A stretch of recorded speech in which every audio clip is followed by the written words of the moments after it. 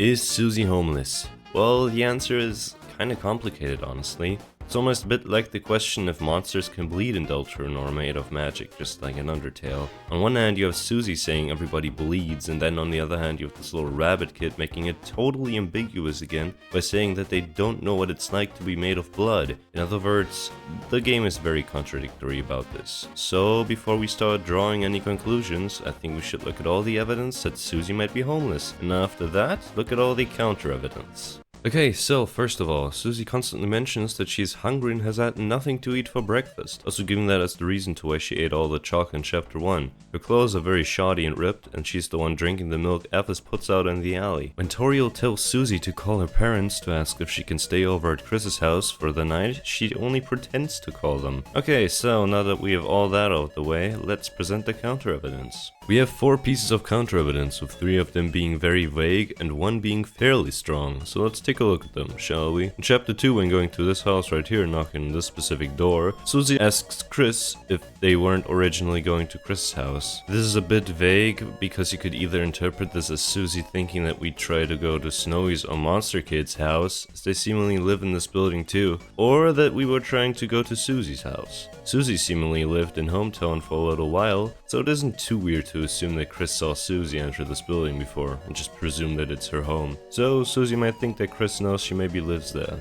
Alright, now for the other 2 pieces of evidence. In chapter 4, after sealing the first Dark World, you can enter this room and find a piano in there. When inspecting it, Susie tells you a story about how she used to live somewhere else. And in chapter 3, when she tells Tana about her terrible past, she says that even if she made real friends, she always just used to move away. Now, what does moving away mean? It could obviously mean just moving homes, like the context you normally use this phrase in. Moving could also mean being forced to go somewhere else. One line I find very interesting in the story Susie tells us is that she would be told to stop playing the public piano, and she hypothesizes that this might be because she, quote, it didn't look like she should be playing. With this, she might mean that her appearance and clothes maybe look disheveled, which might be a product of homelessness. Not saying it has to, just a possibility. What I also find weird is that she never talks about her parents. Now if she had parents, I wouldn't be surprised if she had a very bad home life, based on her constant hunger and her need to act tough all the time. But if you had such horrible parents, wouldn't you complain to your friends about it?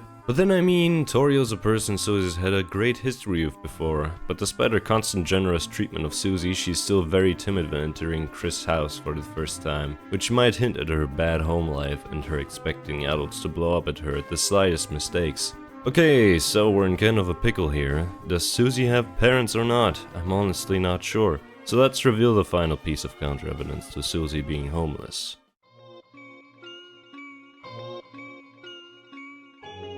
Yeah, that kind of throws a big wrench into the Susie being homeless idea.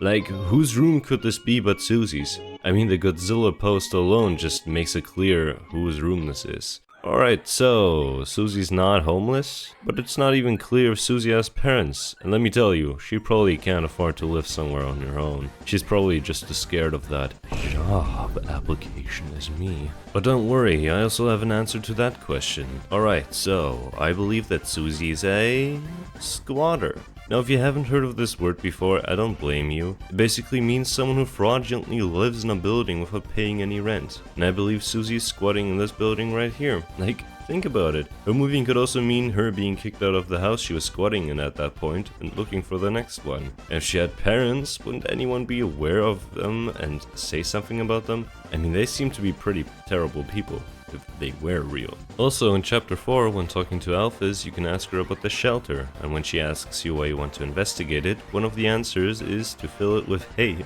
to make it into a new home for Susie, which Elphys doesn't question, like ask if she isn't living with her parents right now, just like she knows that Susie's squatting.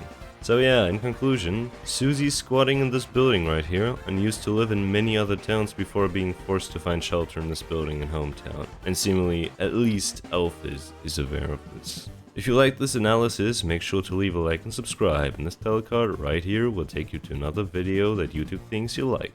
Goodbye! Is the mouse a monster or a monster that was like a mouse? Does it have a set of eyes? I mean, similar I to the think it mouse? might just be like a Yeah, normal Like mouse, question like the animal. What you're looking at. Maybe the Maybe the cheese is a type of mouse. Really wondering about that mouse.